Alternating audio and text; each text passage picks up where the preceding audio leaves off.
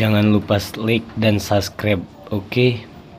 Sekarang saya ada di Ujung Genteng. Mau tanya-tanya gimana suasana di Ujung Genteng yang menarik. Ya, kita di sini ada Bapak Miswan. Sini.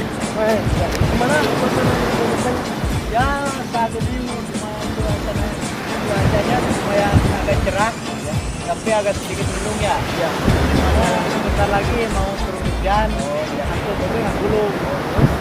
Ya Kalau di sini airnya gimana? Kalau kalau ada yang air, berenang? kalau ada yang berenang, kalau di sini kalau tenang sih airnya bisa pakai berenang, tapi agak jeroan. Jeroan.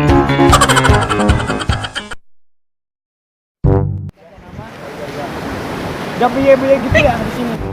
Biye. Enggak, kalau di sini iya mah di situ ada pos-pos kayak gini salor. Tapi kalau yang lebih bahaya lagi di Cibuaya di sana Ada karena apa? ya suka ada yang tiklalat. Tikalalap. Kalau suka itu naik suka orang. Kalau kebanyakan kemarin ada korban di situ di Cibuaya. Oh ada banyak korbannya yang nggak kapangin duaan.